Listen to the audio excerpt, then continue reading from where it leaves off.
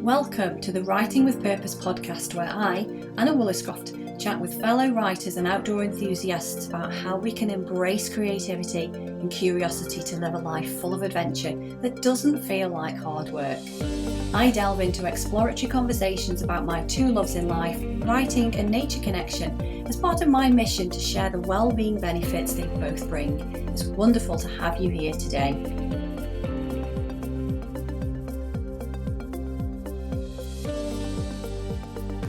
On today's Writing with Purpose podcast, I'm chatting with Katya Willems about outdoor microadventures and making a living out of what you love.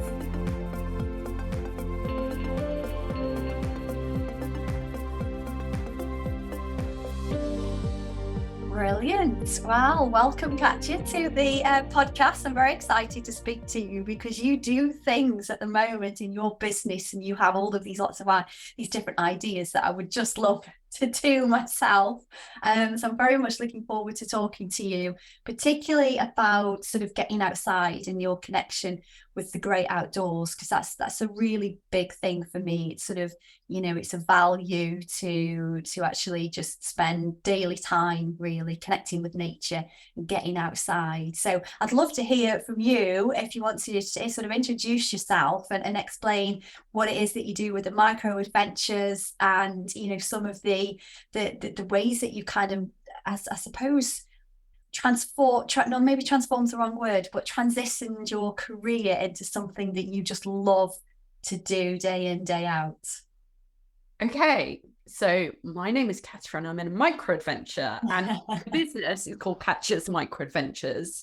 And my partner, Jamie, also works with me on the business. And basically, Microadventures is about giving people immersive experiences. And although that is predominantly taking people for hikes, taking people paddleboarding, taking people for wild swims, or anything kind of outside like forest bathing or having a business kind of outdoor nature day, that kind of vibe. Yeah. Because I think being outdoors in nature allows you to think differently. You tune into yourself, you naturally calm down. And it's amazing what insights you have when you're outside. And if you combine that with having a new experience, say you're trying paddleboarding or wild swimming for the first time, it's a double whammy. Yeah. We try new things. Our brain likes novelty. Yes. So it kind of fires lots of things up. It fires up our creativity. It's a confidence boost. It's a well-being boost. Good things just tend to come up in your brain when you do these things. And I'm there to catch that stuff, to kind of try and nurture that process a bit more so you get even more out of it.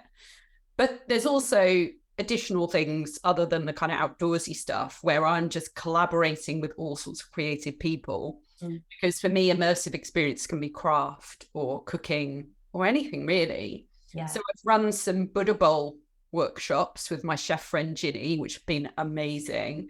And I'm doing an interior workshop with my friend who's an interior designer, Lucy, in October. And it's anything like that. So it's a massive opportunity for me to do lots of things I really like doing. Yeah. So if you fancy doing something, then exactly, you can create a workshop or a day out or something, either by yourself or in collaboration with somebody else to immerse yourself, as well as introducing, the client, if you like, if you use that word for people that come on the Microadventures with you. So a double whammy for you and for them, isn't it? And I just get a lot out of collaborating with people, because I feel it brings new ideas, new energy, new chemistry. It's just a really nice thing. Yeah. And I suppose from a scientific point of view, that's where, the neuroscience comes in, isn't it? And every time we try something new or we do something in a different way to how we're normally used to doing it, it creates these new neural pathways. Yeah. Is that the right terminology? Yeah. So you become more open to this sort of thing, and you become more expansive and more creative, or whatever term you choose to sort of use yourself, having a great experience or learning more stuff. It's kind of scientifically proven that this works. Yeah. Don't they call it like a virtuous circle or something? Oh, do they? I've not heard that. Yeah, like when things kind of perpetuate themselves good. It's the opposite of a kind of self-fulfilling prophecy. Of course. Yeah. Well, Break cycles. Yeah. And you create new patterns. Yeah, definitely. So what are you finding that people are drawn to at the moment? Is there any sort of one thing that you get more? People are really obsessed with paddleboarding.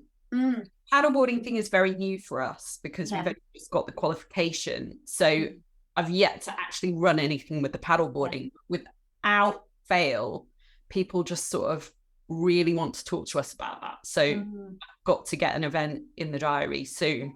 Or sign me up for that when you do that, because I'm not that far away from you. Hey.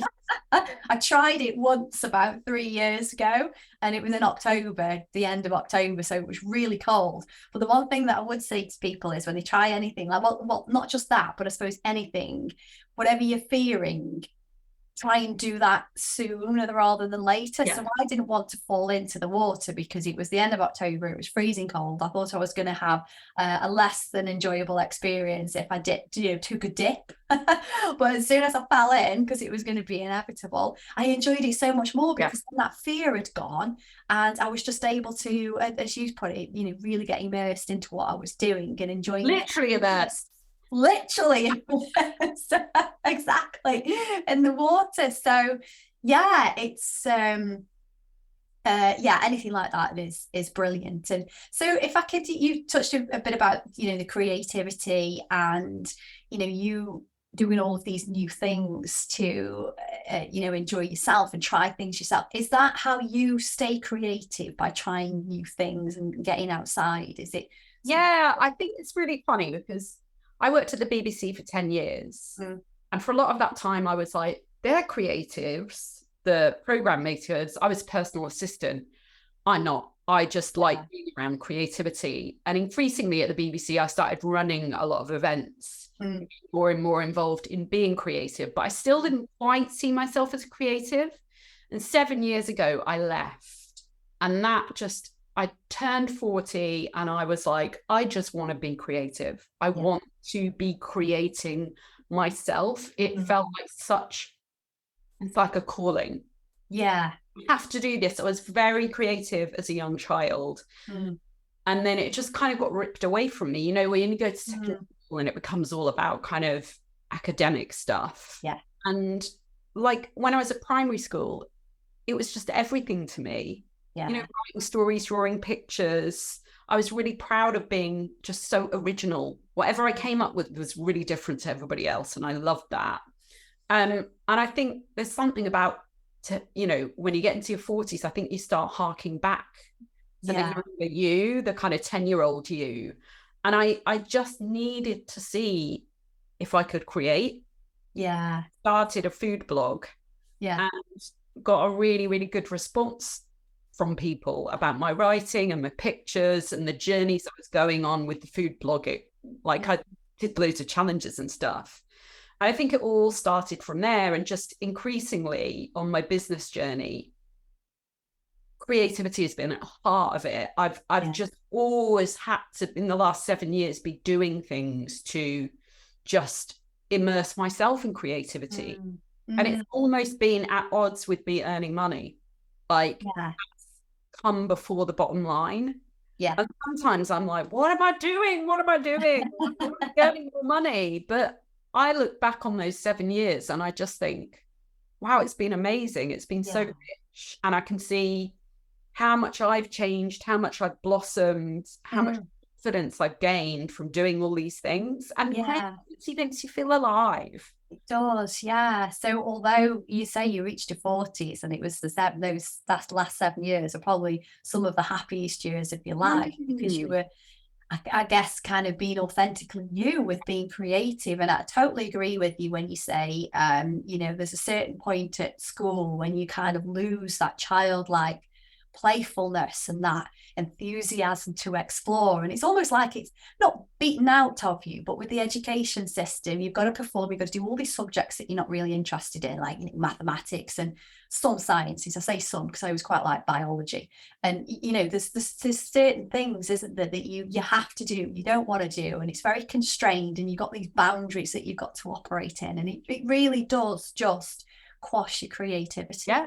And then when I think you reach a certain age, you think, I'm not going to stand for this anymore. I'm just going to explore what it is that I want to do. And there might be a few ups and downs and things like that. But I think you're absolutely on the right track of doing what you want first. And then that kind of emulates the people that you're talking to, and people get drawn into your enthusiasm for it. And that's when the commercial element, I think, can come in, because I've struggled with that myself. I just really, if I did exactly what I wanted to do every day, I'd take people on a walk and I'd get a journal and a book and we'd do some creative writing exercises, and that'd be it. But my magical mind is thinking, how the hell do I make money out of this? And how is it sort of commercially viable for me to replace what I do in my day job as a copywriter for other businesses? And I think I don't know if you found this, you sort of battle with yourself a little bit. 100%.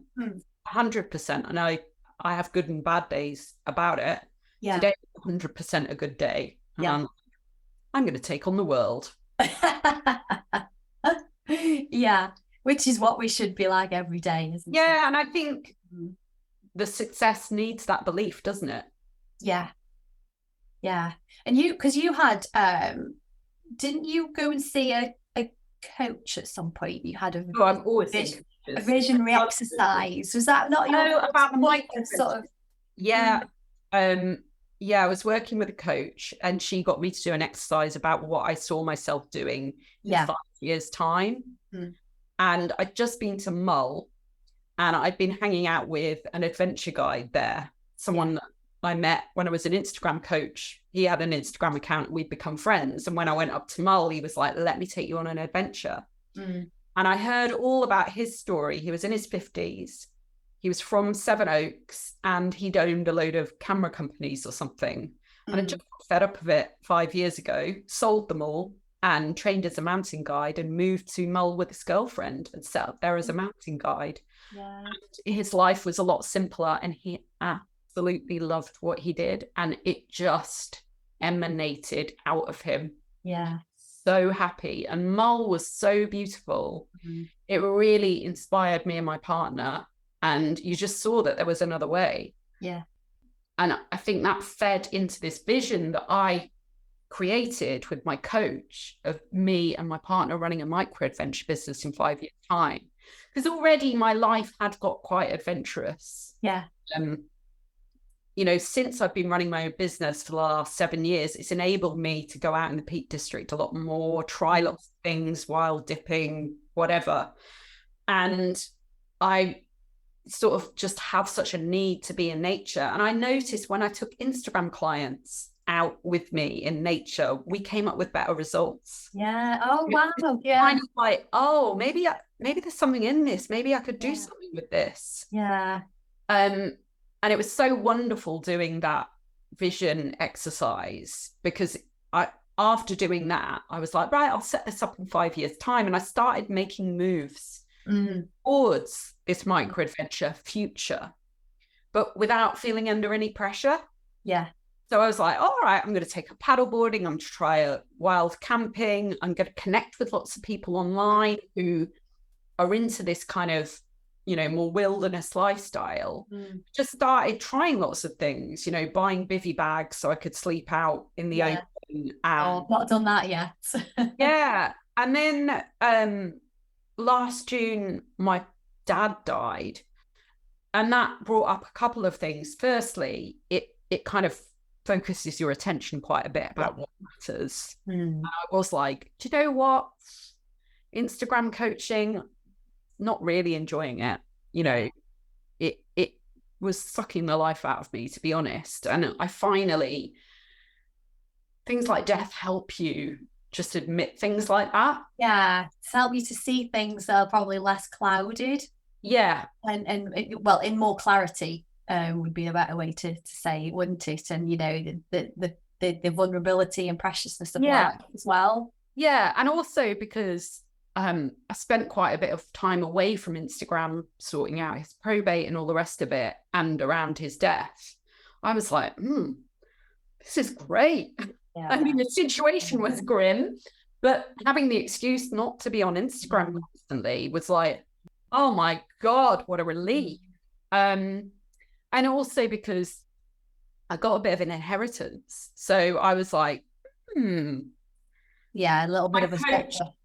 yeah. And my coach at the time was like, how about you just become a micro adventurer right now? Yeah. Why don't you just start that business? Yeah. And I was like, oh my God. Part of you was saying, I can't do that. It terrified me. My identity was so wrapped up in being an Instagram coach, which is incredible for me to think now. Like a year ago, I couldn't conceive of not being an Instagram coach. Yeah. It did feel like, no. Yeah, and it's amazing how much, I don't know, you get recognition from that title and all sorts of things. And it was like, oh, I'd be going into a wilderness.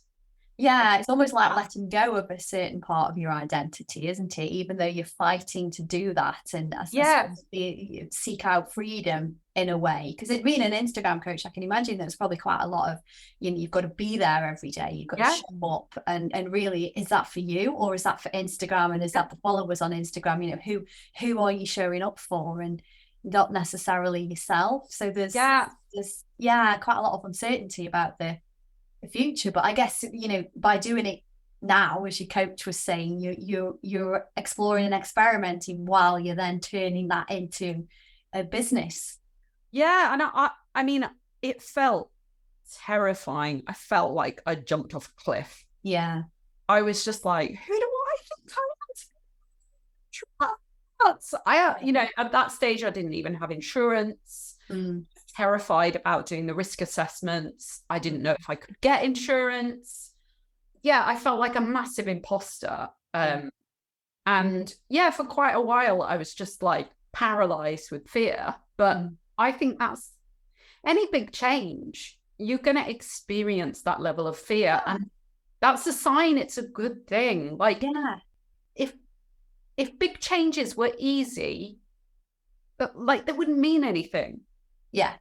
Yeah, and we'd all be swapping and changing careers all over the place. We'd all be moving and living in a different country every year, and because we just wouldn't fear any sort of consequences we're doing. I think part of that sometimes is you've got to lean into that fear, haven't you? And because I quite often think now, so when I feel a little bit nervous in my belly, sometimes it's nerves of fear, but it's also nerves of excitement, and it feels the same. So just to take the positive out of that situation and lean into it, and explore, create. I think thinking about it now, it's that feeling of like being a mess. Yeah. Because I had status as an Instagram coach, people need to ask me for advice. I was knowledgeable, I was experienced. Yeah, you felt good. Yeah, and then going to zone where you're like, I don't know what I do. Help me. Like, that's uncomfortable to go into as an adult, like being that vulnerable. Yeah, you've got a bit of an excuse, haven't you, when you're a child and when you go to education and you're learning new things, and if you slip up, fine, that's just part of the learning process. Whereas an adult, we're sort of expected to know how to behave, what to do, and be this sort of perfect person in the way that we do things and what we do all the time. Whereas that's not change is a mess. And you're gonna not know what you're doing, and you're gonna be terrified, and sometimes you're gonna be angry and confused and regret things. But that's part of it. And I think and just acknowledging that fact and saying, well, okay, fair enough, that it is what it is, let's just go after it anyway. Instead of making it big enough to say, okay, I'm not going to deal with it because I don't want to go through the mess, or I don't want to be that person that's not recognized anymore, or the oracle on such a thing. And I totally understand why we go with better the devil you know. Because as human beings, we like predictability, even if it's bad predictability. Yeah, definitely. So what are some of the things that are going to be up and coming for you then? You've got the paddle boarding now, which people are asking about. You're doing the hikes and things and the wild water swimming. What else is there something else that you've got in the pipeline that I'm very excited about kind of slowly building a female community. Mm. And I don't exactly know what that's going to look like, but I have got a lot of interest because I've been talking to people about it. And the idea is to sort of have events that people can just dip into when they're available and if the event appeals to them. Like things like I go climbing, indoor climbing a lot, and I've got a great relationship with a female instructor, and we're going to put on a climbing event. It's only going to be open to 6 women, and it's going to be a beginner's session for 6 women to come along and try climbing. And it'll be a very safe environment. And it's good because my community know me, so they know that I'll be there to support them and encourage them. And also Shelley, the instructor, is the most friendly, encouraging person ever. And what I want to do is to have that climbing session and then take people for a coffee and a cake afterwards, where we can talk a bit about, you know, how did that feel? And maybe how can they get a bit more adventure into their lives? And I just want to run a series of events like that, where I'm not necessarily the qualified person leading the event, but I've built a relationship. So that could be, you know, I'd love to take people surfing to Surf Snowdonia, you know, because they're guaranteed waves, and to just do a similar thing there. And they might be very tiny groups, or things like, I can do that with paddleboarding. I could do that with snowboarding at the Manchester Chill Factor. Just, again, anything I fancy doing, really. I mean, for me, that obviously isn't going to be, at this stage, how I'm going to earn money. Like, I'm looking to be delivering corporate work for my income. And I want to just see how this female community develops, because I love the idea of it. I love creating a community where women start to meet other women who want to try things. Because imagine if you end up with a host of friends. You're all on the same page about wanting to try things. And it's not about, oh, here's a load of athletes, people who are super confident, who can like pick up a sport, like, you know, any old thing. No, it's about women who genuinely vulnerably want to try things, and they don't need to be sporty. It's about the spirit of encouragement. Because if you go and try things like that, even if you're rubbish, that spirit of trying things and being in a community where you're just building that solidarity, it will have ripple effects. And like you say, it doesn't matter if you're rubbish at it. You've had the experience, and it's what you gain out of that experience, how it makes you feel. And if you've done that with, you know, other like-minded women that are just willing to go out there and try and be adventurous, and coming back to sort of the creativity point, releasing that creativity and seeing how much more creative they can be, and sort of, you know, loving life by doing this sort of thing. Then that's kind of the end goal, isn't it? You don't have to be qualified to do something. You don't necessarily have to make $1 million from doing something like this. It's just coming together, experiencing something, feeling great about it, and then having something to talk to over a coffee and cake or something at the end of it. And who knows where that might lead as well, because, you know, the women potentially will do it for themselves, but they're going to have, you know, links to other people and other groups and other companies and organizations, and the corporate side can grow quite organically for you and for them, with other opportunities as well. I think it's a great idea. I'm excited. And I mean, we've got other things, you know, like we do this thing called Cakey Walk, me and my partner Jamie, which is every couple of months we do a walk. It's just 4 miles long. It's just a social where Jamie bakes a lovely cake. We have tea or coffee and cake on the walk. And it's quite, at the moment, it's very small. Few people turn up for it on a Saturday, and it's so gentle and intimate. But it's fun, you know, we have a laugh, but then we have these really honest, heartfelt conversations. And I think there's something about being outside that just encourages that. And then such a bonding thing, sitting around drinking tea and eating homemade cake. Yeah. Like, it's just lovely. Yeah, it's just going back to our roots, isn't it? You know, you're outside, you're free from technology, you're free from distractions and all of that man-made stuff that just really gets in the way from you and having a pleasant, enjoyable day. And yeah, having a conversation, having a homemade cake, so you know what ingredients have gone in as well, so it's quite healthy. And yeah, who doesn't like to have a sip of a hot brew and a natty?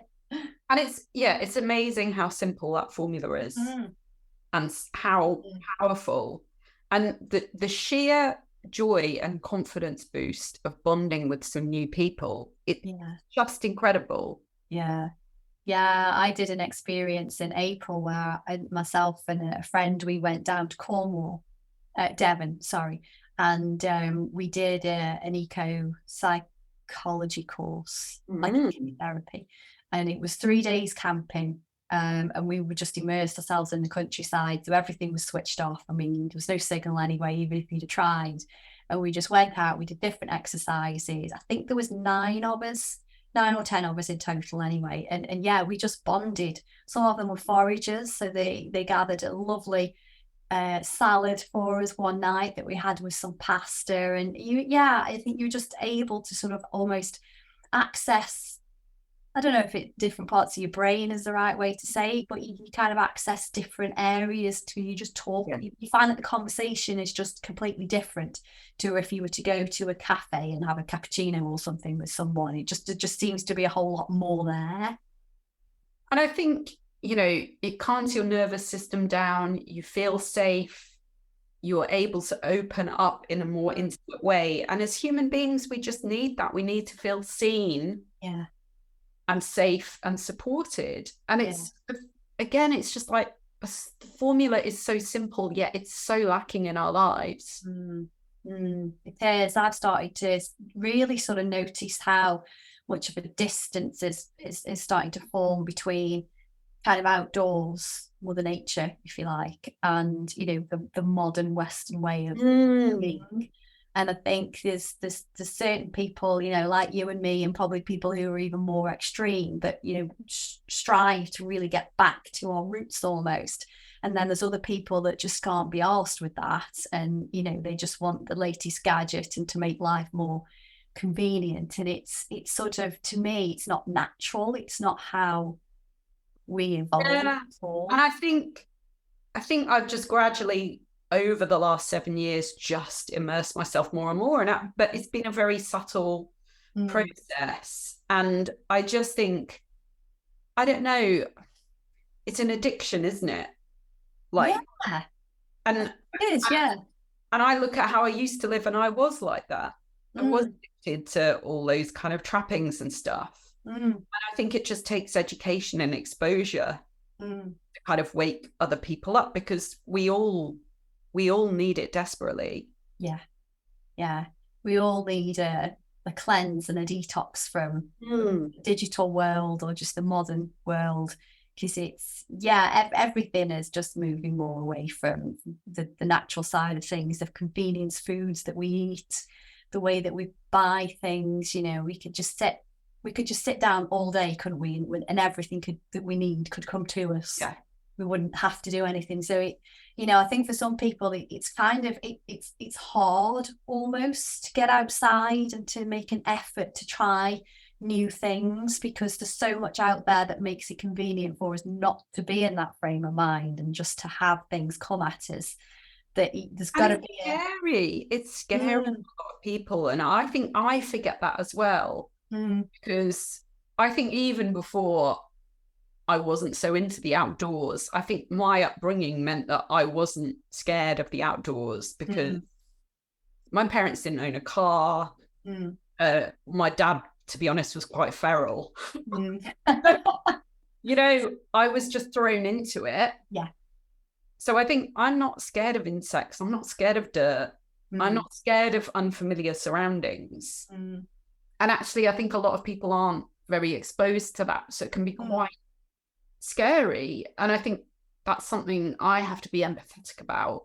Just because I don't really get it doesn't mean that it's not really real for a lot of people. It is a thing. It's a barrier for them to be able to get out there and enjoy things like that. Yeah. Yeah, because I mean, I know somebody who I took her for a walk, and because I didn't know exactly where I was going, she completely freaked out.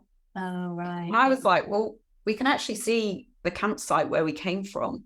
We can see it. Yeah. The fact that I don't know exactly where we're going shouldn't really be a problem. I mean, maybe if we were in Peru or something. Yeah. But we were like a 10-minute walk from our campsite. Yeah. That whole getting lost as well is part of the experience. I mean, I go walking and running all the time, and particularly if it's me that's organised the route and I'm the one navigating, we always get lost. Yeah. And I'm just not fazed by being lost. Except once when it was getting really dark. Like, that's the only occasion in many, many years when I was a little bit like, this could be a bit dicey, but most of the time it's really not a problem. Yeah, and you've got enjoy. Exactly, yeah. And there's the tools to be able to find out where we are as well, isn't there? You know, there's the navigation routes that we can follow, and again, just relying on, you know, where the sun is in the sky and the points that I mean, I don't know how to do this, I'd love to learn, but how you can sort of find out where you are just by looking at things in nature. Yeah. But that's it. I think thinking about this friend, like, her life is so driven by control and stress that in that situation, not feeling completely in control was just too much for her. And I don't think that's uncommon. No, I mean, there's an element of that in me. It's more so if I'm, well, when I look back on my business, and I grew a couple of times, I had members of staff and they were all great, but I have always been a bit of a control freak. I have real problems delegating certain things, and you can't grow a business trying to keep hold of everything that's going on. It's impossible. And you know, where I look back now and I see lots of different areas in life where I thought, well, it's because you couldn't let control. That's why things, you know, didn't work out the way that they did. And now I'm much more relaxed about things, and I just kind of think, oh, you know, everything happens for a reason, and we're exactly where we need to be on the path that we're going. You know, we'll get there, and however long it takes is however long it takes. That I am much more chilled about things. I don't worry about stuff the same anymore, and life is so much easier. Yeah, I think we've all got a control freak in us, haven't we? Yeah, we just need to get outside a bit more, stay creative, just to override it a little bit. Brilliant. So what are ways, if people want to get in touch with you and come on a micro adventure, or just stay in touch with you to know what you've got planned in the future, what's the best way for them to get in touch? I am very active on Instagram, and that's at Katya's KATYAS _microadventures. And our website is katyasmicroadventures.co.uk. Brilliant. So people can reach out to you there. We'll include all of that in the show notes anyway, so that people can connect and learn more and get just as much excitement talking to you as I do. So yeah, thanks for coming on the podcast. It's been absolutely amazing to talk to you, and I'm sure that there's many more chances that we can get to speak and share the different micro adventures that you've been on. So yeah, thank you very much, Katya. Thank you, I've loved it. Thank you for listening to today's Writing with Purpose podcast. Having conversations with fellow writers or adventure enthusiasts brings two of my biggest loves in life together: writing and nature connection. I've been a copywriter and content creator for 23 years, but my passion is writing for well-being, and I'm on a mission to share the benefits that putting pen to paper has for personal wellness with as many people as possible.